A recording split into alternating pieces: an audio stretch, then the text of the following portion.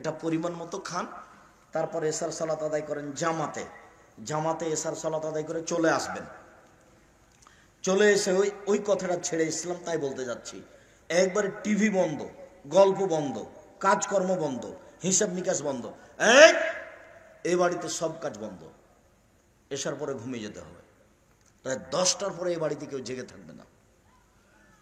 তাহলে 3 ঘন্টা যদি ঘুমিয়ে থাকি রাত 10টার পরে, তাহলে আমি উঠছি কখন? 1টায়। যদি 4 ঘন্টা ঘুমিয়ে থাকি তাহলে আমি উঠছি কখন? 2টায়। যদি 5 ঘন্টা ঘুমিয়ে থাকি তাহলে আমি উঠছি কখন? 3টায়। আর বেশি লাগবে না, 5 ঘন্টায় অনেক হয়ে গেছে। এখনো আমার সময় আছে প্রায় 1.5 ঘন্টা, 2 ঘন্টা। তাহলে আমি এই সময় এখন ইবাদত করব। উঠেই বলবো আকাশের দিকে তাকিয়ে সূরা আলে ইমরানের শেষ রুকুর প্রথম 5 আয়াত। আর নাহলে বলবো লা ইলাহা ইল্লাল্লাহু ওয়াহদাহু লা শারীকা লাহু লাহুল মুলকু ওয়া লাহুল হামদু ওয়া হুয়া আলা কুল্লি শাইইন কাদির সুবহানাল্লাহি ওয়াল হামদুলিল্লাহি ওয়া লা ইলাহা ইল্লাল্লাহু আল্লাহু আকবার ওয়া লা হাওলা ওয়া লা কুওয়াতা ইল্লা বিল্লাহ রব্বিগফিরলি। এখন আমি যা চাইবো সেটাই পেয়ে নেব, যা চাইবো সেটাই পেয়ে নেব। এই কথা মুহাম্মদ সাল্লাল্লাহু আলাইহি ওয়াসাল্লাম বলেছেন, হাদিস বুখারী মুসলিম। তারপরে সুন্দর করে ওযু করে সালাত আদায় করেন 2 রাকাত করে 8 রাকাত। আর যদি মনে করেন যে আমি তার চেয়ে বেশি পারবো, 1 ঘন্টা ঘুমিয়েই আমি 11টায় শুরু করে দেবো, 12টায় শুরু করে দেবো, করেন। তো আব্দুর রাজ্জাক সাহেব আমি যে হাফেজ নই, পড়তে পারি না। আরে হাফেজও পড়তে পারে না, এমনি কোথা থেকে কোথায় চলে গেছে। আগে বলে দিয়েছি কেউ যেন লোকমা দিও না গো। খতম তারাবি মানে কি, এমনি সবাই মিলে ফাঁকি দিচ্ছে, কেউ বুঝে না কেউ। 20 রাকাত, 10 রাকাত মানে যখন হয়েছে তখন বলছে আল্লাহ সামনে আরো 10 রাকাত আছে। এটা ইবাদত নয়, এটা ইবাদত নয়। আর পিছনে যারা আছে তারা কেউ লোকমা দেয় না, তার মানে লোকমা দিলে তো এত ভুল হচ্ছে, টাকা দিবে না তো। যারা টাকা দিচ্ছে তাদের তো, ওরা তো সচেতন মানুষ, ওরা তো মাস্টার মানুষ বা ব্যবসায়ী মানুষ, ওরা চোখ দেখলে বুঝতে পারে 19-20 ঘটনা কি, তখন অন্ধই চলছে, যেখানে পড়ছে পড়ছে। মাসের শেষে বললে যে খতম তারাবি হয়ে গেছে। 30 পারা কোরআন, 30 পারা কোরআন অত সহজ নয়। যার জন্য আল্লাহ রাসূল একটা সহজ পথ বলেছেন, না সূরা ইখলাস 3 বার পড়ে নাও, দিয়ে কোরআন মাজিদ পড়ার সময় নেকি নিয়ে নাও। ওটাও অনেক মর্যাদা। 1 মাসে পড়ো, 15 দিনে পড়ো, 7 দিনে পড়ো, 3 দিনে পড়ো, কোরআন মাজিদ শুরু থেকে শেষ পর্যন্ত পড়ো। অনেক ভালো সূরা বাকারা পড়ো, আলে ইমরান পড়ো, অনেক ভালো সূরা বাকারা আর সূরা আলে ইমরান তোমার পক্ষে বিচারের মাঠে আল্লাহর মুখোমুখি এমন কঠিন ভাবে লড়ে যাবে, তর্ক বিতর্ক লাগিয়ে দিয়ে সূরা বাকারা আপনার পক্ষে। আগে তাকে জান্নাতে দিতে হবে, তারপরে কথা।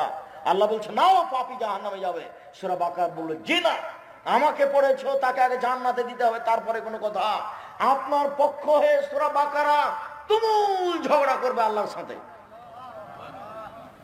আপনাকে আগে জান্নাত দিবে, তারপরে বা সূরা বাকারা থামবে। আমি আর আপনি তো বুঝলাম না, তখন সহজ করে দিয়েছেন আল্লাহ রাসূল। তাহলে এক কাজ করো, সূরা ইখলাস 3 বার পড়ো, সব হয়ে যাবে। 1 মিনিটে 1 বার কোরআন মাজিদ, 1 মিনিটে 1 বার কোরআন মাজিদ। আব্দুর রাজ্জাক সাহেব এত সহজ? জি, আপনি ব্যাগ ভরে নেন না নেকিতে, সমস্যা নেই। 4টা কাজ থাকলে কবরের শাস্তি হবে না। 1, সূরা মুলক ঘুমানোর সময় পড়লে কবরের শাস্তি হবে না। 2, জুমার দিনে মারা গেলে কবরের শাস্তি হবে না। 3, পেট ব্যথায় মারা গেলে কবরের শাস্তি হবে না। 4, শহীদ হলে কবরের শাস্তি হবে না। সেম, যদিও সালাত এমন একটি ইবাদত যার উপরে নির্ভর করে অন্যান্য ইবাদত। সিয়াম দামি ইবাদত, এ কথাই ঠিক। তারপরেও যদি সালাত কবুল না হয়, তাহলে সিয়ামের মতো ইবাদতকে কেটে দেওয়া হবে, এটা বাতিল হয়ে যাবে। ইবাদতের জগতে সবচেয়ে শক্তিশালী, পাওয়ারফুল, ক্ষমতাধর ইবাদত হলো দান। এরপরেও যদি মানুষের সালাত না থাকে, তাহলে আল্লাহ তাআলা দানের মতো ইবাদতকে কেটে দিবেন, ওটা বাতিল। তাসবিহ তাহলিল জিকির আজকার আল্লাহর কাছে খুব পছন্দনীয় ইবাদত। প্রশংসা করলে আল্লাহ খুব খুশি হন, আলহামদুলিল্লাহতে আল্লাহ খুব খুশি হন। রাসূল সাল্লাল্লাহু আলাইহি ওয়াসাল্লাম বলেন, আফজালুল যিকরি লা ইলাহা ইল্লাল্লাহ, সবচেয়ে উত্তম জিকির হচ্ছে লা ইলাহা ইল্লাল্লাহ, আর সবচেয়ে উত্তম দোয়া হচ্ছে আলহামদুলিল্লাহ। যার কারণে সূরা ফাতিহা শুরু হয়েছে আলহামদুলিল্লাহ দিয়ে। আলহামদুলিল্লাহি রাব্বিল আলামিন, বিশ্বজগতের প্রতিপালকের প্রশংসা, সে আল্লাহর প্রশংসা যিনি বিশ্বজগতের প্রতিপালক। এটা খুব ভালো, আল্লাহর কাছে খুব খুশি। সুবহানাল্লাহ বললে, আলহামদুলিল্লাহ বললে খুব খুশি। আর এ দিয়ে তার কাছে দোয়া শুরু হয়, তখন আরো খুশি হয়। একজন সাহাবী এইভাবে দোয়া করছেন, আল্লাহুম্মা ইন্নী আসআলুকা বিআন্নাকা আনতাল্লাহ। আল্লাহ, তোমার কাছে চাচ্ছি এই জন্য যে তুমি আল্লাহ, এই জন্যই তো তোমার কাছে চাচ্ছি। আল্লাহুম্মা ইন্নী আসআলুকা বিআন্নাকা আনতাল্লাহ লা ইলাহা ইল্লা আনতা, তুমি ছাড়া কোনো মাবুদ নেই। আল আহাদুস সামাদুল্লাযী লাম ইয়ালিদ ওয়া লাম ইউলাদ ওয়া লাম ইয়াকুল লাহু কুফুয়ান আহাদ, তিনি একক, তিনি নিরপেক্ষ, মুখাপেক্ষীহীন, তিনি ছাড়া কোনো মাবুদ নেই। তিনি কাউকে জন্ম দেননি, তিনি কারো থেকে জন্ম নেননি, তার সমকক্ষ কেউ নেই। এই পর্যন্ত লোকটা বলতে না বলতেই রাসূল সাল্লাল্লাহু আলাইহি সাল্লাম বললেন, দা বে ইসমিহিল আযম। লোকটা ইসমে আজম দিয়ে দোয়া করেছে, লোকটা ইসমে আজম দিয়ে দোয়া করেছে। এজা সুইলা এজা সাআলা বিহি উতিয়ে, এই দিয়ে চাইলে দিয়ে দেওয়া হয়, এই দিয়ে চাইলে দিয়ে দেওয়া হয়। ওয়া ইজা দা উস্তুজিবা, এই দিয়ে দোয়া করলে কবুল করা হয়, এই দিয়ে দোয়া করলে কবুল করা হয়। এর নাম হলো ইসমে আজম। এইটা বললে খুব খুশি, যে এইটা দিয়ে দোয়া করবে তখন খুব খুশি হয়ে বলবেন, আচ্ছা আচ্ছা ঠিক আছে, আমি খুব খুশি হয়ে গেছি, তুমি যা চাচ্ছ আমি দিয়ে দিলাম। এ দিয়ে খুব খুশি। প্রশংসা হলে খুব খুশি, প্রশংসা প্রিয় সত্তা মহান আল্লাহ, প্রশংসা করলে খুব খুশি। সাদ রাদিয়াল্লাহু তাআলা আনহু বলেন, রাসূল সাল্লাল্লাহু আলাইহি ওয়াসাল্লাম বলেছেন, দাওয়াতু জিন্নুনে জাদা রাব্বাহু ওয়া ফি বাতনিল হুতে, মাছ অলার দোয়া, যখন তিনি মাছের পেটে দোয়া করলেন, মাছ অলার দোয়া, যখন তিনি মাছের পেটে দোয়া করলেন, তিনি বললেন, লা ইলাহা ইল্লা আনতা সুবহানাকা ইন্নী কুনতু মিনাজ জালিমিন, তুমি ছাড়া কোনো মাবুদ নেই, আমি তোমার পবিত্রতা বর্ণনা করছি, আমি অপরাধীদের একজন। তুমি ছাড়া কোনো মাবুদ নেই, তোমার আমি পবিত্রতা বর্ণনা করছি, খুব খুশি। এখন আল্লাহ তাআলা বলছেন যে ইউনুস এই দোয়া না পড়লে আমি ওকে কিয়ামত পর্যন্ত মাছের পেটে রেখে দিতাম। মামিন রাজুলিন দা বিসমি ফিসাইন ইল্লা আজাব, যে কোনো মানুষ যে কোনো প্রয়োজনে, যে কোনো পুরুষ যে কোনো নারী যে কোনো প্রয়োজনে এইটা দিয়ে দোয়া করবে, আমি তার দোয়া কবুল করে নিব। এটাও হলো ইসমে আজম, লা ইলাহা ইল্লা আনতা সুবহানাকা ইন্নী কুনতু মিনাজ জালিমিন। এ দিয়ে তার প্রশংসা হয়েছে। উবাদা ইবনে সামিত রাদিয়াল্লাহু তাআলা আনহু বলেন, রাসূল সাল্লাল্লাহু আলাইহি ওয়াসাল্লাম বলেছেন, মান তারা মিনাল লাইলি, কেউ যদি রাতের শেষে উঠে, রাতের 3 ভাগের 2 ভাগ পার হওয়ার পরে উঠে বলে, লা ইলাহা ইল্লাল্লাহু ওয়াহদাহু লা শারীকা লাহু লাহুল মুলকু ওয়া লাহুল হামদু ওহু আলা কুল্লি শাইইন কাদির। আল্লাহ ছাড়া কোনো মাবুদ নাই, তার কোনো শরীক নেই, প্রশংসা তার, রাজত্ব তার। সুবহানাল্লাহি ওয়াল হামদুলিল্লাহি ওয়ালা ইলাহা ইল্লাল্লাহ আল্লাহু আকবার। পবিত্রতা বর্ণনা করি তার, প্রশংসা করি তার। তিনি ছাড়া কোনো মাবুদ নাই, তিনি সর্বশক্তিমান। লা হাওলা ওয়ালা কুওয়াতা ইল্লা বিল্লাহ। বাহ্যিকভাবে আন্তরিকভাবে নড়াচড়া করার কোনো শক্তি নাই। এই কথা বলার পরে দা উস্তুজিবা, যা বলবে মেনে নেওয়া হবে, যা বলবে মেনে নেওয়া হবে, যা বলবে মেনে নেওয়া হবে। বলেন তো কেন? এগুলো দিয়ে প্রশংসা হয়েছে তার। প্রশংসা হলে খুব খুশি, প্রশংসা করে কিছু চান দিয়ে দিবে। মানুষ তাই প্রশংসা করলে খুশি হয়। তবে মানুষের স্বভাবের সাথে আল্লাহর গতির একটা বিপরীত নীতি আছে। মানুষের কাছে আজকে জরুরি প্রয়োজনে 5,000 টাকা চেয়েছেন, দিয়েছে, আমার ছেলের হাত ভেঙে গেছে, এই সেই। কালকে যদি আবার যান, বলেন ভাই আমি একটু বিপদে, আর 5,000 টাকা দেন, তখন ও বলবে যে আমি কি তোমার জন্য টাকা বানাই? এইটা বলবে। আর আপনি এই কথাটা আল্লাহকে যতবার বলবেন তত খুশি, যতবার বলবেন তত খুশি। রাসূল সাল্লাল্লাহু আলাইহি ওয়াসাল্লাম বলেন, লাইসা শাইউন আকরামু ইনদাল্লাহি মিনাদ দুআ।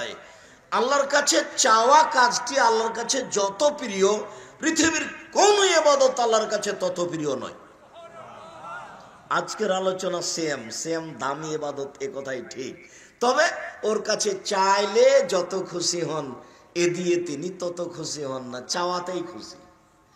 চাই যখন মানুষ, তখন আল্লাহ বলেন ঠিক করেছো, ঠিক করেছো, তো এটা তোমার ঠিক হয়েছে। তুমি একটু প্রশংসা দিয়ে চাও, তাহলে এটা আরো ভালো হবে।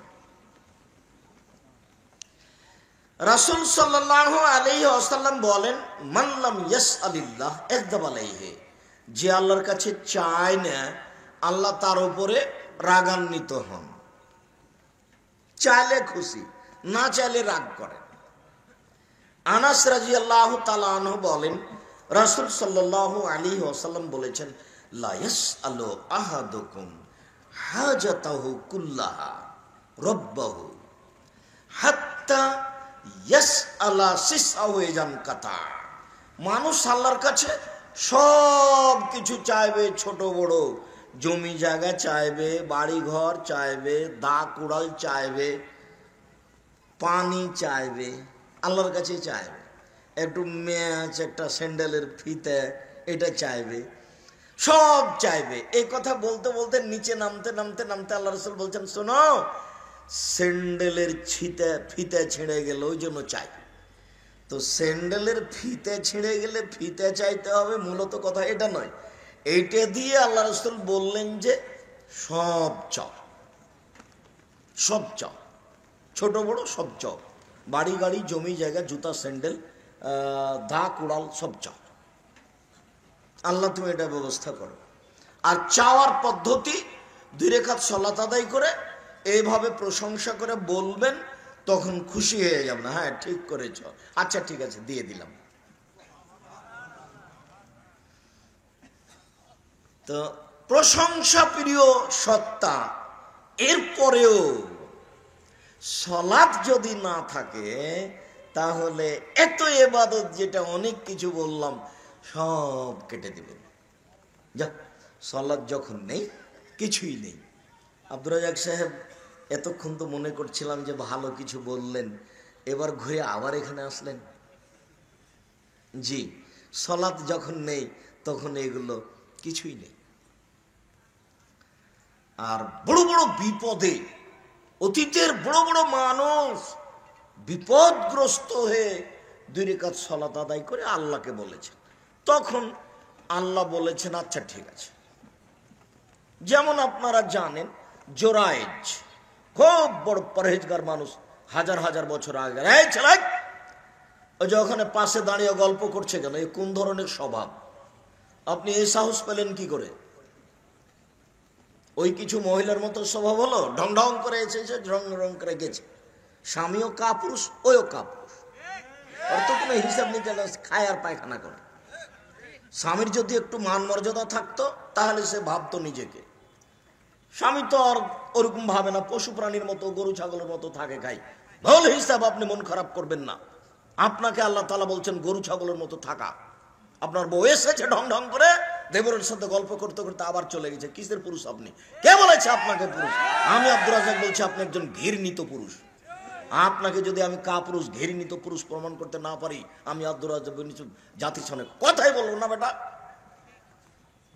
আপনার কারণে এই সমাজ ক্ষতি হয়েছে, আপনার কারণে মেয়ে ওখানে দাঁড়িয়ে আছে মাথায় কাপড় না দিয়ে। আপনি একজন কাপুরুষ, আপনি জাতির ক্ষতি করেছেন, নিজের ক্ষতি করেছেন, বেটির ক্ষতি করেছেন, বইয়ের ক্ষতি করেছেন। আপনি আত্মমর্যাদাকে হারিয়েছেন। তাই তো আল্লাহ বলছেন, বুঝেও বুঝে না ওরা, অন্তর আছে বুঝে না, দেখেও দেখে না ওরা, চক্ষু আছে দেখে না, শুনেও শুনে না ওরা, কান আছে শোনে না। উলাইকা কাল আনাম, তারা পশু প্রাণীর মতো, তারা গরু ছাগলের মতো, তারা কুকুর শ্রীগালের মতো, বালহুম আদাল, বরং তার চেয়ে খারাপ। এ কথা কাকে বললেন? এই স্বভাবের মানুষকেই বললেন ও গরু ছাগলের চেয়ে খারাপ। বউ তার, বউ আমার নাকি? আমার বউ বাজারে যায় না। ছিঁড়া কাপড় যদি নিয়ে এসে বলি নতুন, তো বলবে ঠিক আছে নতুন। আর আপনার বউ কাপড়ে হাত দিয়ে বলে কি যে নিয়েছে, তখন আপনি বলেন যে যা তাহলে তুই বাজারে যা। দুইজনে একই। স্বভাব পরিবর্তন করেন, আজকে পরিবর্তন করেন। স্বভাব পরিবর্তন করেন, আজকে পরিবর্তন করেন।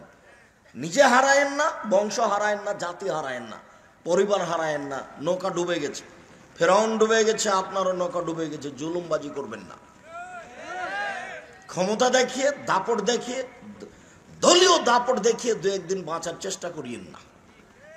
ওইভাবে বাঁচতে হবে না, বাঁচার প্রয়োজন নাই। পরিবারের উপরে শক্ত হন, জাতির উপরে শক্ত হতে হবে না। জাতিকে অপমান করার কোনো প্রয়োজন নাই। পাশের লোকটাকে ক্ষমতা দেখিয়ে ওই বাড়ি থেকে তুলে দেওয়ার প্রয়োজন নাই। দলীয় দাপট চিরদিন টিকবে না। ওইভাবে জীবিকা নির্বাহ করার কোনো প্রয়োজন নাই।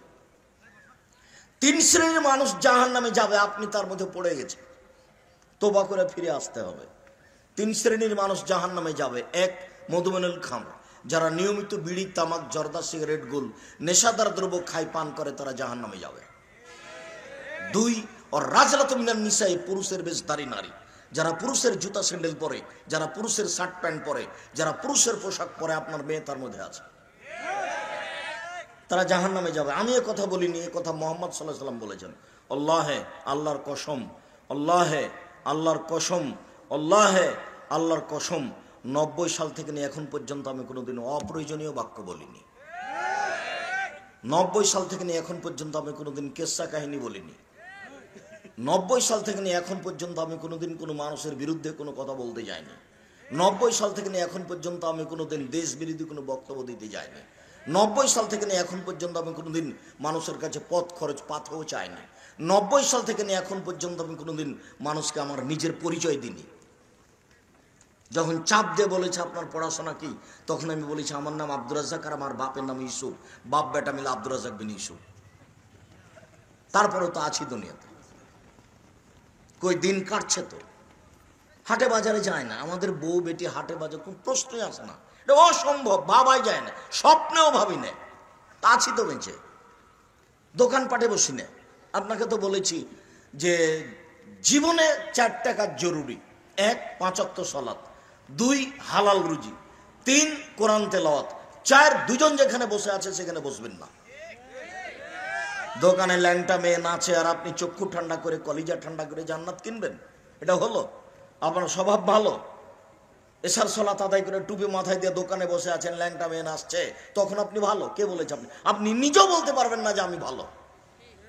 আপনি নিজেও বলবেন যে আমি খারাপ, আমার স্বভাবই খারাপ। আমিও বলছি আপনার স্বভাব খারাপ, যার কারণে আপনার অবস্থা। আপনি নিজেও বলবেন আপনার স্বভাব খারাপ, আমিও বলছি।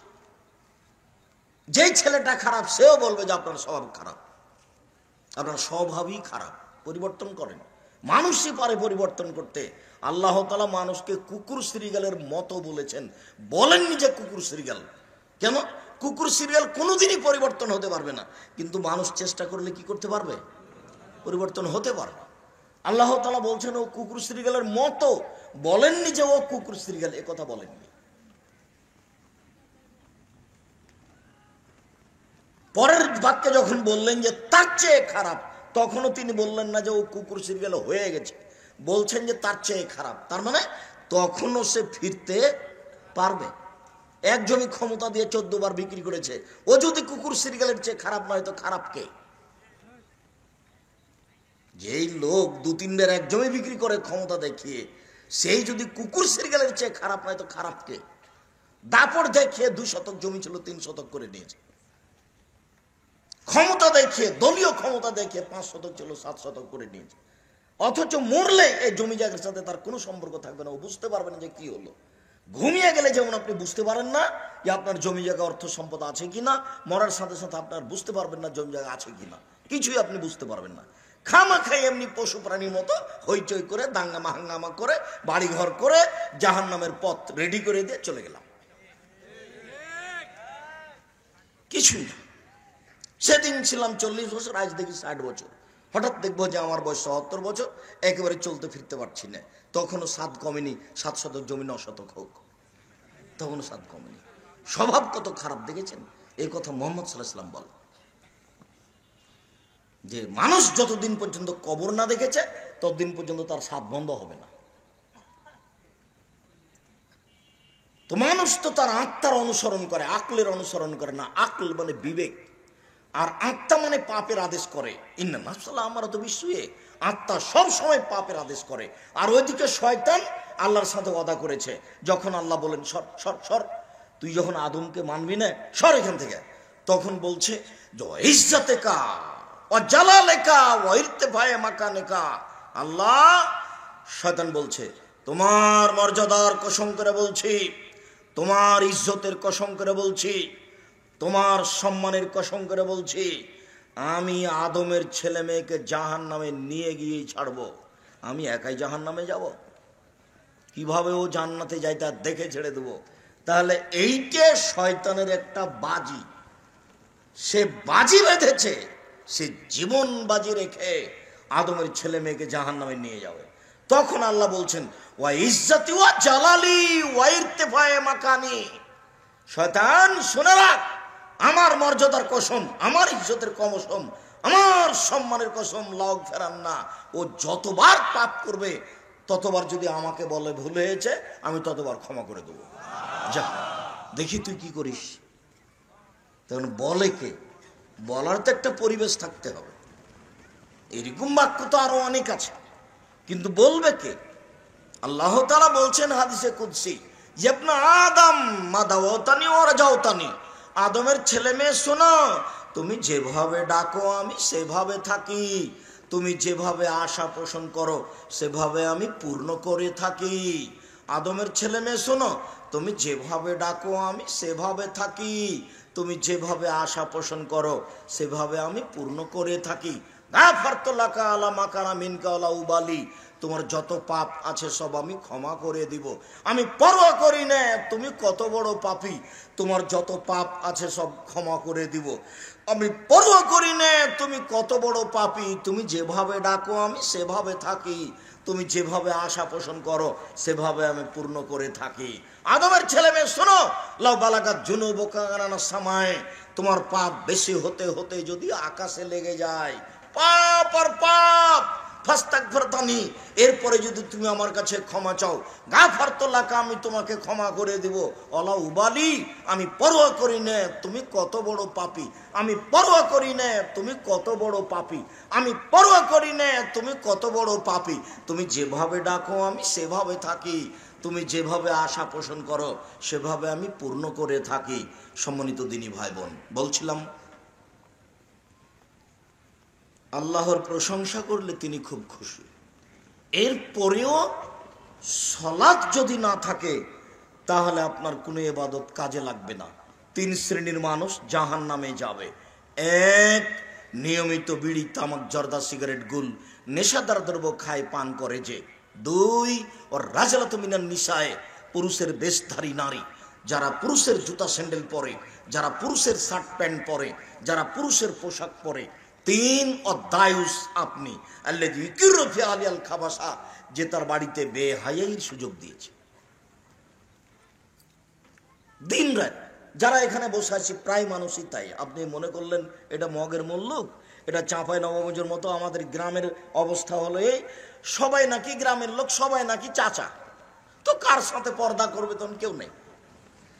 গ্রামের লোক সবাই নাকি ভাই, তো সবাই যদি ভাই তার পর্দা করবে, কার সাথে পর্দা করা লাগে না। সবাই সবার বাড়িতে এমনিতেই যেতে পারে।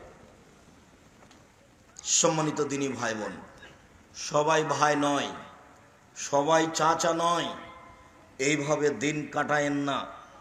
ভুল হচ্ছে, দেখুন ভুল হচ্ছে, দেখুন ভুল হচ্ছে, অনুরোধ রক্ষা করুন। ভুল হচ্ছে, শক্ত হন, শক্ত হলে ভালো হবে। সময় বেশি নেই। ফেরাউন ডুবে গেছে, আমারও নৌকা ডুবে গেছে, আমিও জালেম, রিকশাওয়ালাকে এক থাপ্পড় মেরেছিলাম, নৌকা আমার ডুবে গেছে। জোর করে জমি দখল করেছি, নৌকা আমার ডুবে গেছে। যাকাত আমি দিইনি, ফকিরের হক মেরে খেয়েছি, আমি জালেম, নৌকা আমার ডুবে গেছে। মানে আমার বিচার দেরিতে হবে। আমার নৌকা ডুবে গেছে মানে সাগরে ডুবেছে, পদ্মা নদী তো নয়, মানে আমি আর উঠতে পারবো না। আমি ফকিরের হক মেরে খেয়েছি, ওসর যাকাত দিইনি। টাকা উপার্জন করেছেন আপনি, এই কথাই ঠিক। এরপর আল্লাহ বলছেন যে আপনার বাড়িতে ফকিরের হক আছে, ওটা তাকে দিয়ে দিতে হবে। যদি না দেন তাহলে তার হক মেরে খেলেন, ফকিরের হক মেরে খেলেন। ফকিরের হক মেরে ফেলেন মানে আপনিও জালেম। আপনার কারণে দলীয় দাপটে হাজারো মানুষ ঢাকা জেলে আছে, ঢাকা কেন্দ্রীয় কারাগারে আছে, 20 বছর থেকে পড়ে আছে। নিজেও জানে না আমি কেন জেলে, জজ জানে না কেন জেলে, উকিল জানে না কেন জেলে। 20 বছর থেকে আছে। ছেলের মাথায় একটু হাত দিতে পারে না, মেয়ের মাথায় একটু হাত দিতে পারে না, স্ত্রীর গায়ে একটু হাত দিতে পারে না, কোনো উপায় নেই। আর আপনি ক্ষমতা দেখিয়ে মিথ্যা সাক্ষী দিয়ে তাকে জেলে দিয়েছেন, দিন রাত আহাল পরিবার নিয়ে খাচ্ছেন। আপনার বিচার তাড়াতাড়ি হবে, বিচার আপনার দেরিতে হবে। একদিন যদি দেরি হয় 50,000 বছর, 3 দিন দেরি হলে 1.5 লক্ষ বছর। বেশি তাড়াহুড়া করিয়েন না, এই দেরির জন্য সময় চলে এসেছে। নইলে মাটির মানুষ মাটির মতো হয়ে বসবাস করেন। আপনার অহংকার আর আমার অহংকার কিসের? আল্লাহ বলছেন, এই তোর অহংকার কিসের? তোর বাপকে তৈরি করেছি মাটি দিয়ে, আর তোকে তৈরি করেছি শুক্র কীট, খারাপ কিছু দিয়ে, পচা দিয়ে। তুই কাপড়ে লেগে গেলে কাপড় অপবিত্র হয়ে যায়, এই তো তুই, তোকে ধুয়ে ফেলতে হয়। তোকে তৈরি করেছি শুক্র কীট দিয়ে, বীর্য দিয়ে, তোর আবার ক্ষমতা কিসের? তোর বাপকে তৈরি করেছি মাটি দিয়ে, আর তোকে তৈরি করেছি শুক্র কীট বীর্য দিয়ে। তাকে খারাপ পচা জিনিস, গায়ে লেগে গেলে ওই ধুয়ে ফেলতে হয়, কাপড়ে লেগে গেলে কাপড় অপবিত্র হয়ে গেছে, ধুয়ে ফেলতে, সেই তো তোর ভিত্তি। তোর অহংকার কিসের? তুই কেন এমন? কি দরকার? কোনো দিন দাঙ্গাবাজি করে ক্ষমতা দেখিয়ে 1 মিনিট বাঁচার চেষ্টা করিয়েন না। জুলুমবাজি করে, দাঙ্গাবাজি করে, মেজাজ দেখিয়ে স্বৈরাচারী, স্বেচ্ছাচারী, অহংকারী, বদ মেজাজি যারা, তাদের নৌকা ডুবে গেছে, তারা জালেম। সফল হতে পারবে না, কোনো পথ নেই। এক থাপ্পড় রিক্সাওয়ালাকে মেরে সফল হওয়া যাবে না। মাটির মানুষ নত হয়ে যাবে। 2 দিন আছি, কেউ যদি কিছু বলে, এটা জি, এটা আমি বলতে পারছি না, এটা যে কি, এইভাবে বেঁচে থাকেন। হালাল রুজি উপার্জন করেন, লোন নিয়ে ব্যবসা করবেন না। লোন নিয়ে ব্যবসা করেছেন মানে আপনার আর জানাজা হবে না। ও তো বোকা মানুষ, ব্যাংকে চাকরি করছে, সেই সুবাদে লোন নিয়ে 5 তলা বাড়ি করেছে, বউ খুশি হয়েছে, ছেলে মেয়ে খুশি হয়েছে, বাহ কত সুন্দর জীবন গড়েছে। 5 তলা বাড়ি করেছে, লোন নিয়ে বাড়ি করেছে, লোন নিয়ে বাড়ি করেছে, জানাজা বন্ধ হয়ে গেছে, জানাজা হবে না। লোন আছে যার, তার জানাজা হবে না। হুজুর করে দিল যে, সেটা ভিন্ন কথা। হুজুর করে দিল সেটা ভিন্ন কথা। রাসূল সাল্লাল্লাহু আলাইহি সাল্লামের সিদ্ধান্তে জানাজা হবে না। সম্মানিত দিনী ভাই বোন, বলছিলাম প্রশংসা প্রিয় সত্তা, প্রশংসা করলে খুব খুশি হন। ইবাদতের জগতে সবচেয়ে দামি ইবাদত সিয়াম। রাসূল সাল্লাল্লাহু আলাইহি সাল্লাম বলেন, উমামা বাহেলিকে উমামা বাহেলি বললেন, আল্লাহর নবী, মুরনি বে আমালিন, একটা আমলের কথা বলেন তো যাতে আমি জান্নাতে চলে যাব। তখন আল্লাহ রসুল বলছেন, আলাইকা বিসম ফাইনহুল্লাহ মিসলাল্লাহ, তুমি সিয়াম পালন করো। এবাদতের জগতে সিয়ামের মতো সাদৃশ্য কোনো এবাদত নেই। কোনো এবাদতকে বলা যাবে না যে এইটা সিয়ামের মতো। এটা হলো হজ, কবুল হয়ে গেলে সেই দিনের মতো হয়ে যাবে যেদিন তার মা তাকে জন্ম দিয়েছে, নিষ্পাপ। এরপরে এই এবাদতটাকে বলা যাবে না এইটা সিয়ামের মতো। সবচেয়ে শক্তিশালী পাওয়ারফুল এবাদত দান এইটা, তারপরে বলা যাবে না এইটা যে সিয়ামের মতো। সুবহানাল্লাহতে খুব খুশি, তারপরে বলা যাবে না যে এইটা সিয়ামের মতো। কেন? সিয়াম ভিন্ন ধরনের ইবাদত। আবু হুরায়রা রাদিয়াল্লাহু তাআলা আনহু বলেন, রাসূল সাল্লাল্লাহু আলাইহি সাল্লাম বলেছেন, কুল্লু আমাল ইবনে আদম ইজাফুল হাসানাতু বিআশারি আমসালিহা, আদম সন্তানের সব নেকি 10 থেকে 700, আরো আরো আরো। কেউ যদি সুবহানাল্লাহ বলে তো আল্লাহ বলেন, এই 10 নেকি লিখে দাও, বাড়াও, 700 আরো বাড়িয়ে দাও। কেউ যদি 10 টাকা দান করে, এই ফেরেশতা নেকি লিখে দাও, 700 করে দাও, আরো বাড়িয়ে দাও। কেউ যদি হজ করে, এই ফেরেশতা নেকি লিখে দাও, বাড়িয়ে দাও, 700 আরো করে দাও। আর কেউ যদি সিয়াম পালন করে, তখন আল্লাহ তাআলা বলছেন, ফাইনালি ওয়ানা আজিজি বিহি, সিয়াম আমার ব্যাপার, প্রতিদান আমি দিব। তখন আর জিবরাইল মিকাইল ফেরেশতা কাউকে বলবেন না, সিয়াম আমার ব্যাপার, প্রতিদান আমি দিব। তাহলে সিয়াম পালন করে 2, 4, 5 নেকি নেই, 200 নেকি নেই, 500 নেকি নেই। রাসূল সাল্লাল্লাহু আলাইহি সাল্লাম বলছেন, কেউ যদি জানা যায় তাহলে 1 কেরাত নেকি পাবে, 2 কেরাত পাবে। 1 কেরাত সমান হল ওহুদ পাহাড়ের সমান। ওহুদ পাহাড় হলো 4 কিলোমিটার প্রশস্ত, 8 কিলোমিটার লম্বা। নিচে কত আছে তা মানুষ জানে না। কেউ যদি কুকুর পালে, ট্রেনিং প্রাপ্ত কুকুর ছাড়া, তাহলে প্রত্যেক দিন 1 কেরাত করে নেকি কমে যাবে, 1 কেরাত করে নেকি কমে যাবে। আর কুকুর যদি বেশি বিষাক্ত হয় তাহলে 2 কেরাত করে কমবে। 1 কেরাত সমান ওহুদ পাহাড়ের সমান। ও সালাতি আদায় করেনি, ওর নেকি কোথায়? এমনি গরু ছাগলের মতো আছে, খাচ্ছে থাকছে। বেশি ঢাকার এই সাইডে বাড়ি, অনেক ব্যবস্থাপনা, তরকারি 32 প্রকার তরকারি। কত? 32 প্রকার। আব্দুর রাজাক সাহেব আপনার জন্য 32 প্রকার তরকারি রেডি, 16 আইটেমে ভর্তা। এত কিছু লাগতো না, 16 আইটেমে ভর্তা।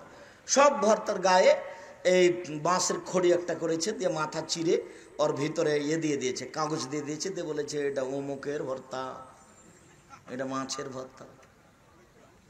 খাওয়ার স্বাদ।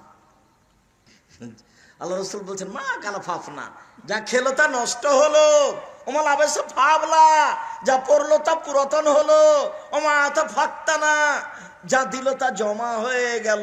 হাদিস বুখারী মুসলিম। আমি এই কথা বলিনি, এই কথা মুহাম্মদ সাল্লাল্লাহু আলাইহি সাল্লাম বলেছেন। আল্লাহে আল্লাহর কসম, আল্লাহে আল্লাহর কসম, আল্লাহে আল্লাহর কসম, ধর্মের নামে আমি জাতিকে ফাঁকি দিতে রাজি নই। জাতির যদি রাস্তাঘাট করে দিতে না পারি, জাতির যদি স্কুল কলেজ করে দিতে না পারি, জাতিকে চূড়ান্ত সঠিক ধর্ম দিতে পারবো ইনশাআল্লাহ। যদিও শিক্ষার কাজও করি আলহামদুলিল্লাহ। এই যে আপনার বাড়ির পাশে আপনি কোনোদিন গেছেন কিনা, এই যে জামিয়া সালাফিয়া হাটাবো, হাটাবো, রূপগঞ্জ, নারায়ণগঞ্জ, ঢাকা, এই জমি, এই প্রতিষ্ঠান প্রায় 50 বিঘা জমির উপরে, যার মসজিদের জন্য জমি বরাদ্দ হয়েছে 200 শতক। মসজিদের জন্য জমি কতখানি রেডি হয়েছে? 200 শতক। যে মসজিদের একতলাতে 10,000 মানুষ একসাথে সালাত আদায় করতে পারবে। আপনি কেন যান না সেটা আমি জানি না। আপনি না যেয়ে মনে করছেন আব্দুর রাজাক সাহেবের মাদ্রাসা দেখতে যায়নি, ঠকিয়ে দিয়েছি, তো সেটা হতে পারে। তবে আপনি মনে রাখবেন, আপনি আহলে হাদিস মানুষ, আপনাকে আমি অনেক ভালোবাসি। এই এলাকাকে আহলে হাদিসের ভিত্তিতে আপনি টাকা দিলেও জামিয়া সালাফে করবেন, না দিলেও জামিয়া সালাফে করবে। 1 মাসে বেতন লাগে এখন 26 লক্ষ। আপনার কয় টাকা সেটা আমি জানি না, তবে আপনি ফাঁকে থাকেন এটা আমি চাই না। আমি বলেছি পতিতালয়ের মহিলা যদি কুকুরকে পানি পান করে জান্নাত পেতে পারে, তাহলে জামিয়া সালাফিয়া হাঁটাবো, বীর হাঁটাবো, রূপগঞ্জ, নারায়ণগঞ্জ, ঢাকায় 10টা টাকা দিলে সে জান্নাত পাবে ইনশাআল্লাহ। এখানে কোনো দল নেই, এখানে কোনো মতামত নেই, এখানে কোনো আন্দোলন নেই, এখানে কোনো প্রকার দলীয় নিয়ম নীতি নাই। দল সংগঠন সব মুক্ত প্রতিষ্ঠান জামিয়া সালাফি। লিখিতভাবে মুক্ত হতে হবে, তারপরে কেউ কারোর বিরুদ্ধে লড়ার কোনো পথ নাই সেখানে। সারা দুনিয়ার মানুষ যদি হিংসা হয়ে কিছু করে, তাহলে জামিয়া সালাফের এক সরিষা ক্ষতি করার কোনো ক্ষমতা মানুষের হাতে নেই। ওটা মানুষের হাত থেকে উঠানো আছে ইনশাল্লাহ, ওটার কোনো সমস্যা হবে না। আপনি 50 বিঘা সবই জমি প্রায় কিনা, সবই কিনা প্রায়। আপনি চলেন রূপগঞ্জ জামিয়া সালাফিয়া ডাঙ্গিপাড়া পবা রাজশাহী, প্রায় 25 বিঘা জমি প্রায় সবই কিনা। যেখানে মসজিদ রেডি হয়েছে 2 তলা একেবারে কমপ্লিট, 90% জমির উপরে এই মসজিদ, যার একতলাতে 3000 মানুষ সালাত আদায় করতে পারবে। কেন আপনার সাথ জাগে না সেটা আমি জানি না, কেন আপনি এখানে যাননি সেটা আমি জানি না। আপনি অপরাধী, আমি নই। আমি তো আহলে হাদিস মানুষ, আপনার দিনী ভাই, এটা আমি জাতিকে জানিয়ে রেখেছি। আপনি কেন জাননি জবাব আপনি দিয়েন, কি জবাব দিবেন তার জন্য প্রস্তুত থাকেন। আমার মনে বড় সাধ, আমি এই দেশের মাটিতে উন্নত মানের প্রতিষ্ঠান গড়বই গড়ব ইনশাআল্লাহ।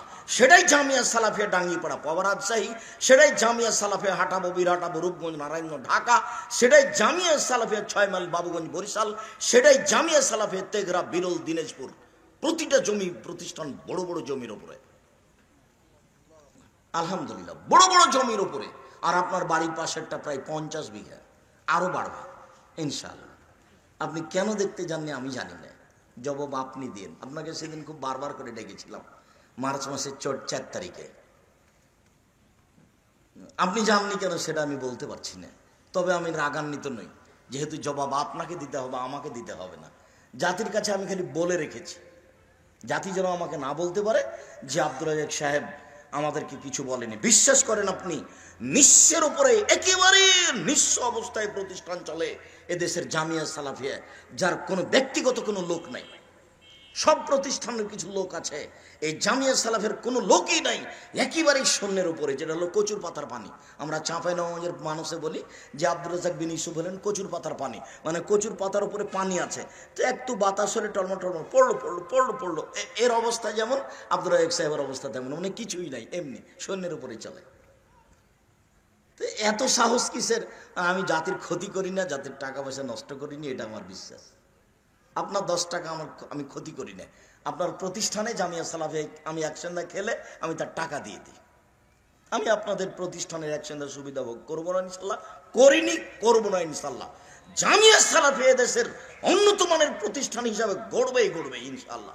যেখানে ছেলে মেয়েরা বাংলা, ইংরেজি, আরবি উন্নত মানের শিক্ষা অর্জন করে জাতির অন্যায়ের বিরুদ্ধে লড়বে, মুখে কলমে মিডিয়ায় মুক্ত দেখতে পাচ্ছেন কত শত আছে সামনে লাইনে।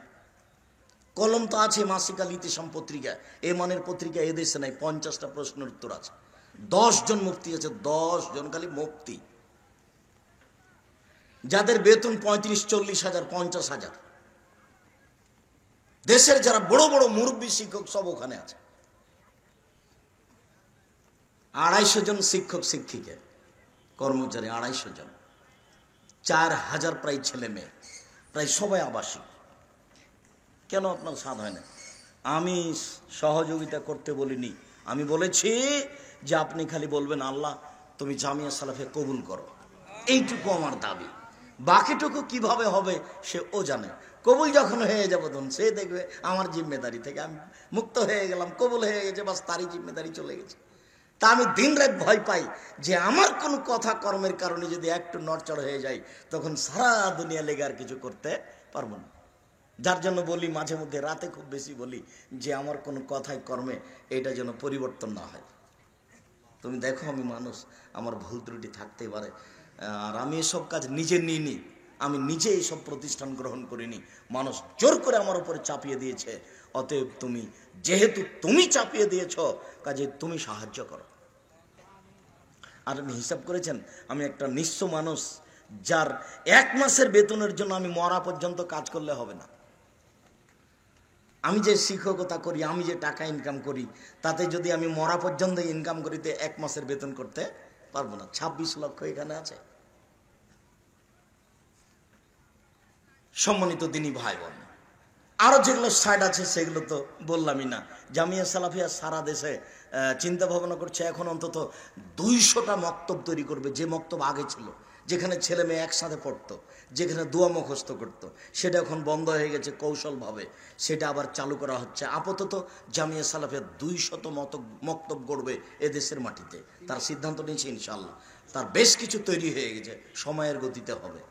আরও তো ব্যবস্থাপনা আছেই, দাওয়াতি বিভাগ আছে, শিক্ষা কার্যক্রম আছে, অসহায় মানুষের পাশে দাঁড়ানো আছে, আরও অনেক কিছু আছে, প্রেস আছে, বই পুস্তক আছে, মাসিকা ইতিসাম পত্রিকা আছে, যেটা জাতির মুখপাত্র। বলছিলাম সম্মানিত দিনী ভাই বোন, রাসূল সাল্লাল্লাহু আলাইহি ওয়াসাল্লাম বললেন যে সবচেয়ে দামি ইবাদত সিয়াম কিভাবে হলো। জান্নাতের দরজা 8টি, জান্নাত একটি, দরজা 8টি, জান্নাত একটি। 8টি দরজা দিয়ে মানুষ জান্নাতে ঢুকবে। তো ভিন্ন ভিন্ন ভাবে আছে। যারা সালাত আদায় করে তাদের জন্য একটা দরজা, যারা দান করে তাদের জন্য একটা দরজা, যারা সিয়াম পালন করে তাদের জন্য একটা, যারা হজ করে তাদের জন্য একটা দরজা। তো যখন ঢুকবে তখন সব দরজাতে ফেরেশতারা আছেন, সবাই চিৎকার করে বলবেন আসেন আসেন, যারা সিয়াম পালন করেছেন এই দরজা দিয়ে আসেন, আসেন যারা হজ করেছেন এই দরজা দিয়ে আসেন। তাহলে মান মর্যাদা ভিন্ন। আসেন যারা দান করেছেন এই দরজা দিয়ে আসেন। এখন রাসূল সাল্লাল্লাহু আলাইহি ওয়াসাল্লাম বলছেন এই যা দাখিলা আখিরুহুম উগলিকা, সিয়াম পালনকারীর শেষ ব্যক্তি ঢুকে গেলে এই দরজা বন্ধ করা হবে, এই দরজা দিয়ে আর কোনো ইবাদতের মাধ্যমে ঢুকতে পাবে না। তখনও 7টা দরজা খোলা আছে। হজ পালনকারীরা দানের দরজা দিয়ে ঢুকে যেতে পারবে, দানকারীরা হজ পালনকারীদের দরজা দিয়ে ঢুকে যেতে পারবে, কিন্তু সিয়াম পালন ব্যতীত এই দরজা দিয়ে ঢোকা যাবে না। এটা ভিন্ন ধরনের ইবাদত, কোন ইবাদতের সাথে এর মিল নাই। আল্লাহ তাআলা বলছেন পৃথিবীর মানুষ শুনে রেখো, সিয়াম আমার ব্যাপার, প্রতিদান আমি দিব। সিয়াম আমার ব্যাপার, প্রতিদান আমি দিব। আমার কারণে সে 2টা জিনিস ত্যাগ করেছে, এই জন্য দিব। সালাত আদায় করলে ত্যাগ করা লাগে না, হজ করলে ত্যাগ করা লাগে না, দান খায়রাত করলে করা লাগে না, সিয়াম পালন করলে 2টা জিনিস করা লাগে। এক, খেতে পায় না, খেতে দেওয়া হয় না, এটা আমার স্বভাব, আমিও খাই না। তো আল্লাহ বলছেন এটা তো তার স্বভাব, আল্লাহর স্বভাব, তো এইটা হলো একটা, এই জন্য দিব। 2, সিয়াম পালন করেছে মানে প্রবৃত্তিকে ত্যাগ করেছে, মন মতো চলবে না, মন মতো চলবে না, এটা ত্যাগ করেছে। সিয়াম আছে মানে ছি ছি ছি ছি ছি, আমি এখানে বসবো না, এখানে বদনাম হয়, আমি সিয়াম আছি ভাই, আমি এসব সাথে রাজি নই, আমি এটা করতে পারবো না, আমি সিয়াম আছি ভাই, আমি এসব গালিগুলোজের মধ্যে নেই। ফজরের আজান থেকে নিয়ে সূর্য ডোবা পর্যন্ত খাওয়া পান করা, স্ত্রী মিলন, যাবতীয় অপছন্দ কথা ও কর্ম থেকে বিরত থাকার নাম সিয়াম। প্রবৃত্তিকে মানে না যে, তাকেই আল্লাহ বলছেন আমি তোমাকে জান্নাত প্রতিদান দিয়ে দিলাম। প্রবৃত্তিকে মানে কে? দাড়ি চাঁচে যে, প্রবৃত্তিকে মানে কে? টাকার নিচে প্যান্ট পরে যে, প্রবৃত্তিকে মানে কে? সুদ ঘুষ খায় যে, প্রবৃত্তিকে মানে কে? দোকানে বসে আড্ডা পিটে যে, প্রবৃত্তিকে মানে কে? জুলুমবাজি করে জমি দখল করে যে, প্রবৃত্তিকে মানে কে? দাঙ্গাবাজি করে যে, প্রবৃত্তিকে মানে কে? মানুষকে মানুষ মনে করে না, ক্ষমতা দেখিয়ে চলে, সেই প্রবৃত্তিকে মানে। প্রবৃত্তিকে মানে যে জাহান্নামে যাবে যে, নগ্ন পোশাক পরে যে, প্রবৃত্তিকে মানে সে। যেসব মহিলার মাথায় কাপড় দেয় না, মাথায় কাপড় দেয় না যারা, প্রবৃত্তিকে মানে তারা। নগ্ন পোশাকে চড়ে যারা, প্রবৃত্তিকে মানে তারা। নিজেই বাজার চলে যাচ্ছে ঢং ঢং করে একটা ব্যাগ হাতে করে, প্রবৃত্তিকে মানে যে জাহান্নামে যাবে সে। ওর স্বামী নাই, ওর বেটা নাই, ওর দেবর নেই, ওর ভাসুর নাই, ওর শ্বশুর নাই, গ্রামবাসীকে মেরে খেয়েছে, ও কেন বাজারে যাবে? ও কেন বাজারে যাবে? ওর স্বভাব কেন এত খারাপ? শ্বশুর দেখতে পায় না, শাশুড়ি দেখতে পায় না, বাপ দেখতে পায় না, মা দেখতে পায় না, সবাই মরে গেছে দুনিয়া থেকে। আত্মমর্যাদার দাম আছে 1 মিনিট। এই ছেলে, এক খেয়ালে বসে থাকো, আমি এত দেরিতে আসতে চাই না, কেন নিয়ে এসছে সেটা আমি জানি না। কোনোদিন আমাকে দাওয়াত দিলে আমি 9:30 থেকে 10টায় আসবো, 12টা পর্যন্ত থাকবো ইনশাল্লাহ, এরকম হিসাব করে তুমি নিয়ে আসবা। আমি আসতে চাইনি, দুনিয়া মাথায় করে প্রয়োজন নেই। আর 10 কিলোমিটার পর্যন্ত তো মানুষকে জানাতে হবে, অনুরোধ করতে হবে। মুসলমান তো আসবে আসবে, হিন্দু আসবে। হিন্দুরা আমি কিছু শিষ্টাচারের পরিবর্তন করব। হিন্দুও যদি তার শিষ্টাচার পরিবর্তন করে, নীতি পরিবর্তন করে, তাহলে সে দুনিয়াতে সুখে থাকবে, সুখে শান্তিতে দুনিয়াতে থাকবে। মরে গেলে জাহান্নাম যাবে। কেননা চাঁপাইনবাবগঞ্জের ভাষাতে জান্নাতে যাবে তার সুযোগ জয়ী হয়নি, জয়ী তো পেলাম না। আমি যে গরুটাকে জবে করব, তো মুখটা ইদারার নিচের দিকে পড়ে গেছে, তো আমি তো জয়ী পেলাম না, কি দিয়ে জবে করবো? এর নাম চাঁপাইনবাবগঞ্জের ভাষাতে। তো ও যে জান্নাতে যাবে হিন্দু মানুষটা, তো তার জয়ী তো হয়নি, মানে সুযোগই তো হলো না। সুযোগ কি দিয়ে হবে? লা ইলাহা ইল্লাল্লাহ দিয়ে। লা ইলাহা ইল্লাল্লাহ যখন হয়নি, তখন সুযোগ হয়নি, জান্নাতে যাওয়ার সুযোগই হলো না। ইবাদত পরে, লা ইলাহা ইল্লাল্লাহ আগে।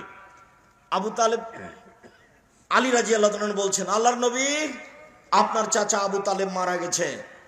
আচ্ছা ঠিক আছে, তুমি যাও মাটি খুঁড়ে তাকে মাটিতে পুঁতে দাও। একটু আগে ওই চাচার কাছে গিয়ে বলছেন, চাচা আপনি খালি লা ইলাহা ইল্লাল্লাহ পড়েন, বিচারের মাঠে কিভাবে জান্নাতে নিয়ে যাওয়া লাগবে সেটা আমি দেখে ছেড়ে দেবো, ঝগড়া আমি করব। আরে বিচারের মাঠে তর্ক বিতর্ক ঝগড়া আমি করব, আপনি খালি লা ইলাহা ইল্লাল্লাহ বলেন। মানে এটা হলো সুযোগ, এই দিয়ে সুযোগ হবে। যে চাচা আমি তো কথা বলতেই পারলাম না। কেন রে বেটা কথা বলতে পারলাম না কেন? আপনি যে লা ইলাহা ইল্লাল্লাহ বললেন না। তখন আমি অপমানে হেঁটে চলে এসেছি, আমার তো হলো না। আপনি খালি লা ইলাহা ইল্লাল্লাহ বলে আমি বাকিটুকু দেখে নিতাম। আর একজন বললো যে আপনি মরার কালে এই কথা বলিয়েন না, লোক আপনার বদনাম করবে যে মরার কালে আবু তালেব পরিবর্তন হয়ে গেছে। তখন বলছে ঠিক আছে নাতি, আমি মরার কালে, ঠিক আছে ছেলে, ঠিক আছে বাবা, আমি মরার কালে পরিবর্তন হলাম না, যা ছিলাম তাই। তখন অপমান হয়ে উঠে আসলেন, আলী কি ঘটনা? চাচা মারা গেছে, যাও ওকে কবর মাটি খুঁড়ে পুঁতে দাও, জানাজা হবে না, কাফন দাফন হবে না। যার কাছে চিরদিন থাকলেন মুহাম্মদ সাল্লাল্লাহু আলাইহি সাল্লাম, তিনি বলছেন ওর জানাজা নাই, ওর কাফন দাফন নাই, ওর নামে ক্ষমা নাই, ওর নামে কিছুই নাই, যাও মাটিতে পুঁতে দাও, শ্মশান ঘাটে ফেলে দাও তাকে। অথচ তার বাড়িতে সারা জীবন থাকলেন, তার খেলেন, তার উনি থাকলেন, তার আদরে থাকলেন। কি কথা সত্য নয়? সারা জীবন তার চাচার আদরে থেকেছেন, দেশবাসী তাকে কিছু বলতে পারেনি তার চাচার কারণে। চাচারই খাই, চাচার বাড়িতে থাকে, চাচার আদরে চলে, তাতে কি আছে? ভাতিজা বলার সুযোগ পেলেন না, খালি বললেন যে খালি লা ইলাহা ইল্লাল্লাহ বলেন, বাকিটা আমি দেখবো বিচারের মাঠে। হাদিসে এসেছে তর্ক, হাদিসে এসেছে আমি তর্ক করব, ঝগড়া লাগাবো বিচারের মাঠে। মুহাম্মদ সাল্লাল্লাহু আলাইহি সাল্লাম ওনার চাচার জন্য ঝগড়া করবেন, কিন্তু পথ হলো না। সম্মানিত দিনী ভাই বোন, কথার ফাঁকে আমি আপনাকে কষ্ট দিতে চাইনি। মেয়ের কারণে আপনার পরকাল হারিয়ে যাক এটা আমি চাই না, স্ত্রীর কারণে পরকাল হারিয়ে যাক এটা আমি চাই না। আপনি আপনার কাছের মানুষ, আপনাকে আমি খুব ভালোবাসি। কোনোদিন আমার কথা নিয়ে আপনি মন খারাপ করবেন না যে আব্দুর রাজ্জাক সাহেব আমাকে এইভাবে বললেন, এটা আপনি মনে করিয়েন না। আমার কথা আপনার অন্তর কেটে দেখ, এটা আমি চাচ্ছি। আমার কথা আপনার ভিতরে ব্যথা হয়ে থাক, এটাই আমি চাচ্ছি। আপনাকে আমি মিঠা করে বলে আমার কথা বাড়ি যেতে যেতে ভুলে যাবেন, এটা আমি চাইনি। আমি অনুরোধ রক্ষা করতে বলছি, আপনি আমার দিনী ভাই, পরকাল তাড়াতাড়ি চলে এসেছে, মরলেই কিয়ামত। আর মনে রাখবেন, কবরের সময়সীমা হলো বাসর রাতের সমান। কবরের সময়সীমা হলো বাসর রাতের সমান, আর কিয়ামতের সময়সীমা হলে এক ওয়াক্ত সালাত আদায়ের সমান। বোঝা গেল না?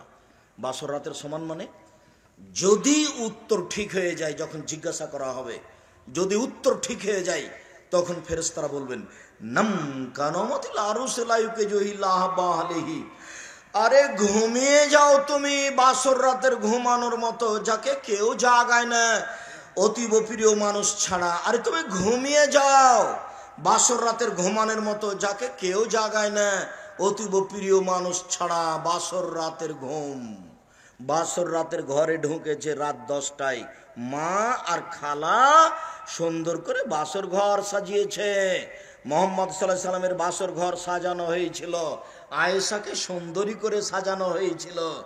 আসমা বলছেন, আসমা ইনজায়াদিদ, যে কাইয়ামতু আয়েশা তালে রাসূলুল্লাহ সাল্লাল্লাহু আলাইহি সাল্লাম, আয়েশাকে আমি সুন্দরী করে সাজালাম মোহাম্মদ সাল্লাল্লাহু আলাইহি সাল্লামের জন্য।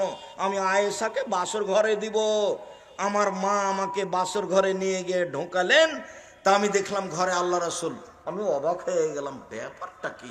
আমি তো এরকম অবস্থায় দেখিনি কোনোদিন। সকাল 9টা, তখন আল্লাহ রাসূল ছাড়া ঘরে কেন কেউ নাই? আমি একটু অবাক অবাক ভাব যে এরকম কেন। তো একটুকাকে দেখলাম আমার মা আমার গায়ে মুখে যা ধুলোবালি লেগেছিল এগুলো ধুয়ে দিয়ে একটা ঘরে নিয়ে গেলেন। দেখি সেখানে আনসারীদের মহিলা, আনসারি মহিলারা আমাকে সাজালো। কি দিয়ে সাজালো তা তিনি বলেননি, তবে বলছেন আনসারি মহিলারা আমাকে খুব সুন্দর করে সাজালো। তারপর একটা ঘরে নিয়ে গেলেন আমার মা, দেখি সেখানে আল্লাহ রাসূল কেউ নেই। তা আমি একটু অবাক অবস্থায় আছি। ইতিমধ্যে আসমা বিনতে ইয়াজিদ ঢুকে শরবত নিয়ে ঢুকে বলছে, এই শরবতের গ্লাসটা নাও, রাসূলকে দাও। তো আমি লজ্জা পেয়ে গেলাম, আমি তো রাসূলের হাতে সরাসরি কোনোদিন কিছু দিইনি। তা আমি লজ্জা পেয়ে গেলাম, আমি লজ্জা পেয়ে একটু নত হয়ে আছি, একদম নেও রাসূলের হাতে দাও। তা আমি নিলাম, রাসূলের হাতে দিলাম। আল্লাহ রাসূল শরবত পান করলেন।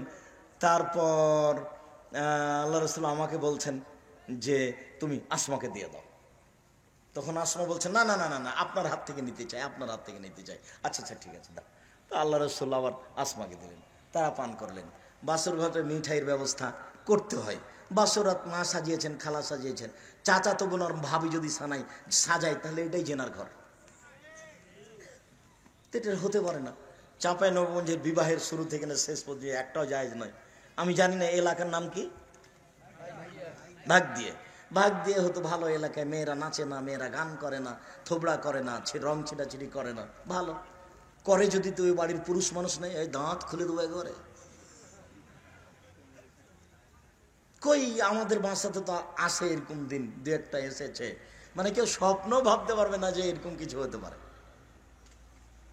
চাঁপাই নবাবগঞ্জ জেলার বিবাহের শুরু থেকে শেষ পর্যন্ত একটা কাজও যায় নয়, সবই হারাম। ভাগ্যে হতে পারে বিবাহের শুরু থেকে শেষ পর্যন্ত একটা কাজও যায় নয়, সবই হারাম।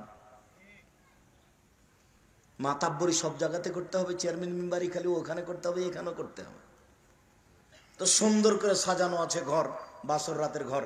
আপনি ঢুকলেন, ঢুকে আগে মাথায় হাত দিয়ে দোয়া পড়তে হবে, তারপরে 2 রাকাত সালাত আদায় করতে হবে আগে পিছে হয়ে। তারপর একটু কথা হলো, দাম্পত্য জীবনে গেলেন, তারপর কিছু কথা বললেন। রাত 10টায় ঢুকে কথাবার্তা বলতে সব কিছু হতে হতে রাত 2টা বেজে গেল। এখন ঘুমাইলেন, তখন ঘুমিয়ে 3টা বেজে 5টা বেজেছে। তখন স্ত্রী বলছেন উঠেন, আজান হয়ে গেছে, সালাত আদায় করেন। তখন আপনি এভাবে চোখ মোড়াতে মোড়াতে, আরে এখনই ঘুমাইলাম মাত্র। আপনি যদি ভালো মানুষ হন তখন বিচারের মাঠে আপনি এইভাবে উঠবেন, আরে এখনই ঘুমালাম আর তুমি এভাবে জাগাচ্ছ মানে। অথচ আপনি 50,000 বছর থেকে ঘুমিয়ে আছেন। আপনার মরাইজ থেকে 4 কোটি বছর আগে হয়েছে। কতদিন আগে? 4 কোটি বছর আগে হয়েছে। কিন্তু আপনি যখন উঠলেন তখন মনে হলো যেন এখনই আমাকে জাগালো। আমি তো এই মাত্র শুনলাম, আরে আজকে তো কথাবার্তা বলতে, মিলন করতে, আর 2 রাকাত সালাত আদায় করতে, মাথায় হাতে দোয়া পড়তে, কি কি করতে, আনন্দের কথা বলতে বলতে কত কথা বললাম, দেখি রাত 3টে। তো এখন ঘুমাইতে গেলাম, তো 5টায় তো আজান হবে, 5টায় এখন বউ বলছে উঠেন। তখন মনটাই খারাপ, এভাবে চোখ কচলাচ্ছি। অথচ আমি ঘুমিয়েছি কতদিন আগে? 4 কোটি বছর আগে। এর নাম কবর। বুঝাতে পারলাম না। তো যদি ভালো মানুষ না হয় তাহলে সব সময় চলছে পিটন, চলছে সব সময়। এমন পিটন যে এখান থেকে 50,000 কোটি কিলোমিটার দূরে যে বস্তু আছে সেও শুনতে পাই এই কবরের চিৎকার। পাচ্ছে, আমি আর আপনি পাই না। এই মেশিনটা পাচ্ছে, এখানে চিৎকার করছে। এই মেশিনটা পাচ্ছে, সামিয়ানাটা পাচ্ছে, আলোটা পাচ্ছে। পৃথিবীর জীবজন্তু, কীট পতঙ্গ, পদার্থ, জড় পদার্থ সব কিছু শুনতে পাচ্ছে তার চিৎকার। বাপরে মারে করে চিল্লাচ্ছে, যে এত যে চিল্লাচ্ছে, যে মারছে সে দেখতে পায় না। এত যে চিল্লাচ্ছে, যে সে মারছে সে কানে শুনতে পায় না। আল্লাহ কিভাবে করেছেন দেখেন, যে মারছে তার কান বহিরা, শুনতে পায় না। যে মারছে সে অন্ধ, কানা, ও দেখতে পায় না। ওকে আল্লাহ কানা করে সৃষ্টি করেছেন, ওকে বহিরা করে আল্লাহ সৃষ্টি করেছেন। ও কানে শোনে না, চোখে দেখে না, কোথায় মারছে সেটা বিবেচনা করে না। 4 কোটি বছর থেকে মারছে, 50,000 বছর থেকে মারছে, বিচারের পূর্বদিন পর্যন্ত মারবে। এটা হলো কবর। আর কিয়ামত, এক ওয়াক্ত সালাত আদায়ের সমান। কতখানি? মাগরিবের সালাত কয় মিনিট? 5 মিনিট। জোহরের সালাত কয় মিনিট? 7 minute 10 minute. এতে বিচার শেষ হয়ে যাবে। কি এই ছেড়ে দাও, বিচার শেষ। একটু যদি বিচার লেট হয়, জুলুমের কারণে জাকাত দেনি সেই জন্য ও জালেম, তাহলে একটু লেট মানে একদিন সমান 50,000 বছর, 3 দিন সমান 1.5 লক্ষ বছর। আপনার বিচার কতদিন পরে হবে তা আমি বলতে পারছি না। রাসূল সাল্লাল্লাহু আলাইহি ওয়াসাল্লাম বলেছেন, যতদিন পর্যন্ত বিচার শেষ না হচ্ছে ততদিন পর্যন্ত আপনি আটকা থাকবেন। আপনি জালেম। যে কিভাবে জালেম হয় আব্দুর রাজ্জাক সাহেব? রিকশাওয়ালাকে থাপ্পড় মেরেছে এই জন্য জালেম। দলীয় দাপট দেখে নিঃস্ব মানুষটাকে বাড়ি থেকে বের করে দিয়েছে এই জন্য জালেম। আরে জেলে আছে পাড়ার মানুষ, ওকে করেছে 1 নম্বর আসামি। ওই সময় তো রংপুরে ছিল, সাক্ষী জজের সামনে বলছে এভাবে যে আমি 2 চোখে দেখেছি তাকে মারতে। অথচ যার নাম বলেছে সে ওই সময় তো কোথায় ছিল? রংপুরে ছিল। সাক্ষী বলছে আমি 2 চোখে মারতে দেখেছি। টাকার দাপট কত, দলীয় দাপট কত! পৃথিবীতে সবচেয়ে বড় পাপ 3টি। 1 যে শিরক করে, 2 যে বাপ মাকে মানে না, 3 যে মিথ্যা সাক্ষী দেয়। এখনো জেনা পরে আছে। জেনা খারাপ, তবে মিথ্যা সাক্ষীর মতো নয়। বুঝাতে পারিনি কথাও না। সুদ ঘুষ খারাপ, কিন্তু মিথ্যা সাক্ষীর মতো নয়। মানুষকে মেরে ফেলা খারাপ, তবে মিথ্যা সাক্ষীর মতো নয়। মিথ্যা সাক্ষী সিরিয়ালে কত নম্বর পাপে আছে? 3 নম্বর পাপে আছে। অথচ সিরিয়ালে জেনা আছে, অথচ সিরিয়ালে সুদ ঘুষ আছে, অথচ সিরিয়ায় এতিমের মাল আছে, অথচ সিরিয়া মানুষের উপর অপবাদ লাগানো আছে। এগুলো সিরিয়ালে আছে, বড় পাপ হিসেবে কিন্তু আসেনি এখানে। সম্মানিত দিনী ভাই বোন, রাসূল সাল্লাল্লাহু আলাইহি ওয়াসাল্লাম বলেন, মান সামাইয়ামান ফি সাবিলিল্লাহ বাদাল্লাহু জানিনারে সাবিনা খারিফা। কেউ যদি আল্লাহকে সন্তুষ্ট করার জন্য একদিন সিয়াম থাকে, তাহলে তাকে জাহান্নাম থেকে 70 বছরের পথ দূরে সরিয়ে দেওয়া হবে। তিনি বলেন, মান সামাইয়ামান ফি সাবিলিল্লাহ বাদাল্লাহু জানিনারে মেয়া মাসরা। কেউ যদি আল্লাহকে সন্তুষ্ট করার জন্য একদিন সিয়াম থাকে, তাহলে তাকে জাহান্নাম থেকে বা তার থেকে জাহান্নামকে 100 বছরের পথ দূরে সরিয়ে দেওয়া হবে। তিনি বলেন, কেউ যদি আল্লাহকে সন্তুষ্ট করার জন্য একদিন সিয়াম থাকে, তাহলে তার মাঝে আর জাহান্নামের মাঝে একটা গর্ত তৈরি করা হবে, যে গর্তের ব্যবধান হলো আকাশ জমিনের ব্যবধান, অর্থাৎ 500 বছরের পথ। অর্থাৎ একদিন সিয়াম সমান 70 বছরের পথ জাহান্নাম দূরে সরে যাবে। একদিন সিয়াম সমান 100 বছরের পথ জাহান্নাম দূরে সরে যাবে। একদিন সিয়াম সমান 500 বছরের পথ জাহান্নাম দূরে সরে যাবে। সব মিলে সিয়ামের বিনিময় হলো জান্নাত। নফল সিয়াম আজও 2, 4, 5টা করা যায়। আমি জানি না শাবানের 1 তারিখ থেকে আপনি সিয়াম ছিলেন কিনা, না 15 তারিখের প্রতারণায় আছেন। ভাগ্যের মাটিতে 15 তারিখের প্রতারণা ঢুকেনি। ভাগ দিয়ে কেন? একবারে ওই বেড়াইয়ের থেকে নিয়ে এই পুরো এলাকা, একবারে শীতলক্ষা নদী পর্যন্ত পুরো এলাকাতে এরকম প্রতারণা ঢোকেনি যে 15ই শাবান করলে সব হয়ে যাবে। ওসামা বিন যায়েদ রাদিয়াল্লাহু তাআলা আনহু বলেন, আমি আল্লাহ রাসূলকে বললাম, লামারাকা তাসুমু মিন শাহরিন মা তাসুমু মিন শাবান। আপনাকে আমি শাবান মাসে যত সিয়াম পালন করতে দেখি, তত অন্য মাসে সিয়াম পালন করতে দেখি না কেন সেটা বলেন। আল্লাহর নবী আমার জিজ্ঞাসাটা শোনেন, আপনি শাবান মাসে এত বেশি বেশি সিয়াম পালন করেন কেন? তখন উত্তরে বলছেন, আরে শোনো, দেখা শাহরুন, এইটা একটা মাস, মানে রজব ও রামাজান, রজব ও রামাজানের মাঝে। আরে শোনো, এইটা একটা মাস, রজব ও রামাজানের মাঝে এক ভলো নাসপিহে, মানুষ তাতে গাফেল থাকে। তুরফাউল আমর ইলা রাব্বিল আলামিন, বাৎসরিক রিপোর্ট এই মাসে পেশ করা হয়। বাৎসরিক রিপোর্ট এই মাসে পেশ করা হয়। আনা উহিব্বু ইরফা আমালি ওয়া আনা সায়েম। আমি চাই আমার রিপোর্টটা যখন আল্লাহর কাছে পেশ করা হবে, তখন আল্লাহ দেখুক যে বাৎসরিক রিপোর্টে আমি সিয়াম আছি। দেখো দেখো তো, বাৎসরিক রিপোর্টে আমি সিয়াম আছি। বৃহস্পতিবার সোমবার আমি সিয়াম থাকি কেন? সাপ্তাহিক রিপোর্ট বৃহস্পতির একদিন, সোমবার একদিন, বৃহস্পতিবার একদিন, সোমবার একদিন। তাই আমি ওই 2 দিন সিয়াম থাকে দেখাই, দেখো তুমি আমার রিপোর্টটা দেখো, আমি সিয়াম আছি। তুমি যেটা চাও সেটাই তো আমি, তুমি যেটা চাও সেটাই তো আমি। কই আপনার সময় হয় না? অত স্বাদ করে খাচ্ছেন কেন? অত স্বাদ কেন? ছেঁচড়া মেচড়া করে রমজানের রোজাটা থেকেছে, তার কত ইফতারি। এত ইফতারি যদি আপনি নেন, এত জুতা স্যান্ডেল যদি আপনি পরেন ঈদের দিন, তাহলে বাজারকে সামলাতে হবে। তখন দর্জি 11 মাস রেখেছিল 2টা করে কর্মচারী, তখন রোজা রমজান মাসে দর্জি রেখেছে 10টা কর্মচারী। কেন? কাপড় সামলাতে হবে না?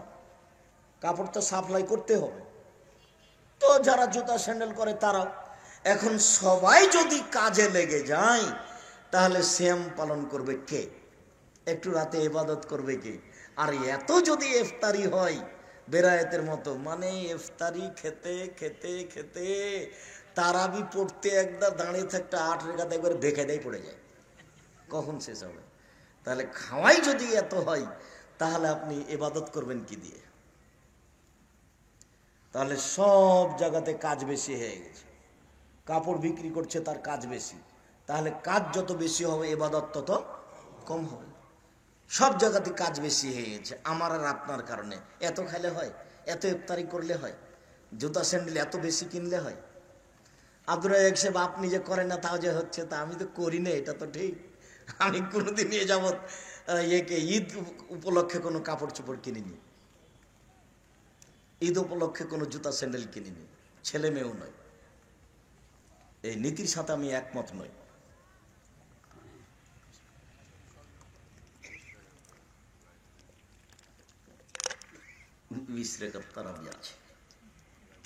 খুব গুরুত্বপূর্ণ মাস চলে এসেছে, আপনাকে আমি বুঝাতে অক্ষম।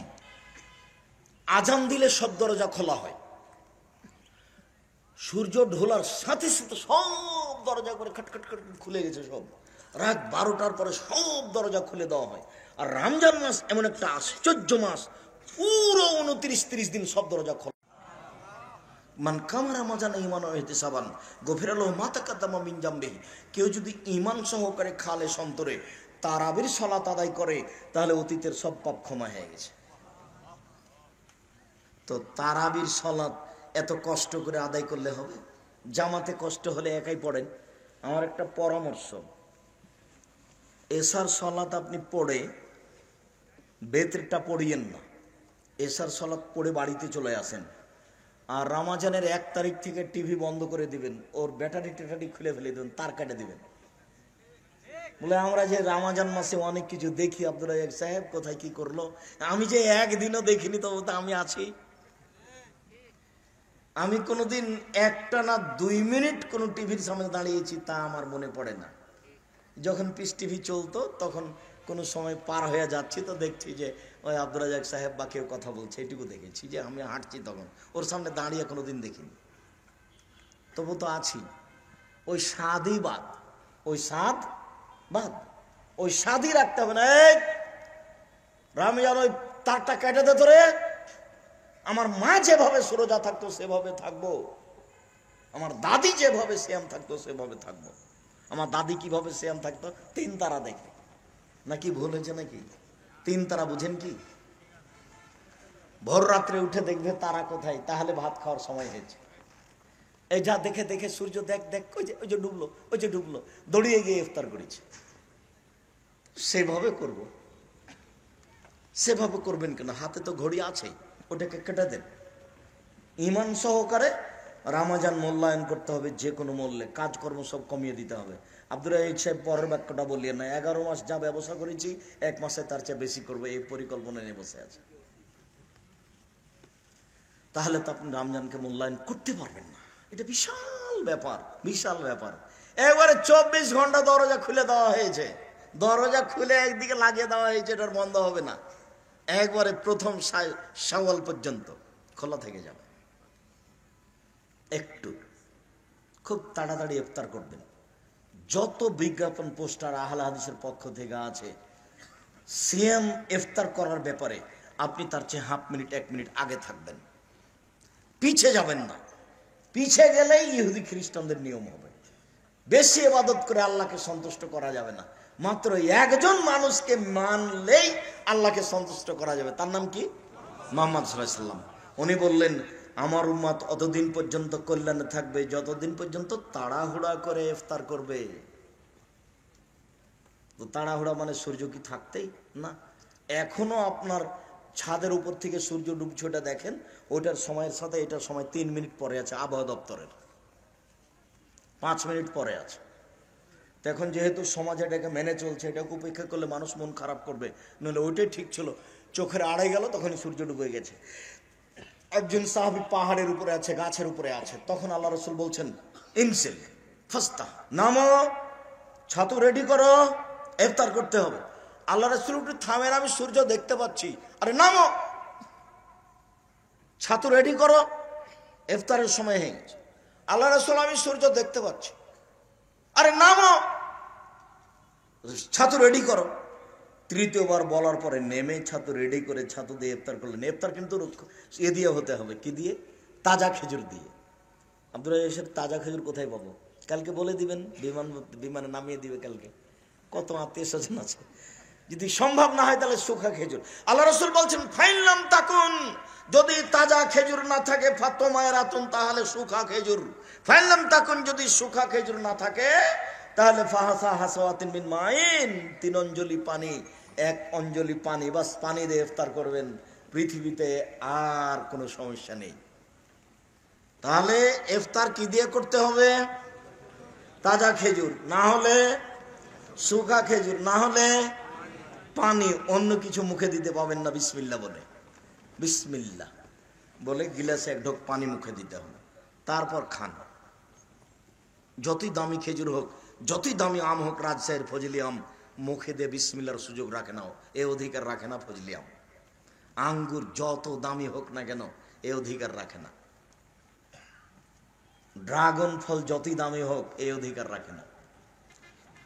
আরো কিছু হোক না কেন, ড্রাগন বাদ দিয়ে চেরি টেরি কোন ফলই অধিকার রাখে না এটার। কাঠবাদাম হোক আর আম বাদাম হোক আর যেটাই হোক না কেন। তাহলে তাজা খেজুর বিসমিল্লাহ, না হয় শুখা খেজুর বিসমিল্লাহ, নইলে পানি বিসমিল্লাহ। আল্লাহু আলা কাসুমতু ওয়া রিজকি কাফতার, তো এ হাদিস জয়ীফ, এই জন্য আমলে নিয়ে আসতে হবে না। বিসমিল্লাহ বলে পানি পান করার পরে বলবেন, যাহাবাত জামাও আবদাল্লাতিল উরুকো সাওয়াতুল আজর ইনশাআল্লাহ, পিপাসা দূর হলো, শিরা উপশিরা সিক্ত হলো, নেকি প্রমাণিত হলো। এইভাবে রাসূল সাল্লাল্লাহু আলাইহি ওয়াসাল্লাম করতেন। এটা পরিমাণ মতো খান, তারপর এশার সালাত আদায় করেন জামাতে। জামাতে এশার সালাত আদায় করে চলে আসবেন। চলে এসে ওই কথাটা ছেড়ে ইসলাম, তাই বলতে যাচ্ছি। একবার টিভি বন্ধ, গল্প বন্ধ, কাজকর্ম বন্ধ, হিসাব নিকাশ বন্ধ, এই বাড়িতে সব কাজ বন্ধ। এসার পরে ঘুমিয়ে যেতে হবে। প্রায় 10টার পরে এই বাড়িতে কেউ জেগে থাকবে না। তাহলে 3 ঘন্টা যদি ঘুমিয়ে থাকি রাত 10টার পরে, তাহলে আমি উঠছি কখন? 1টায়। যদি 4 ঘন্টা ঘুমিয়ে থাকি, তাহলে আমি উঠছি কখন? 2টায়।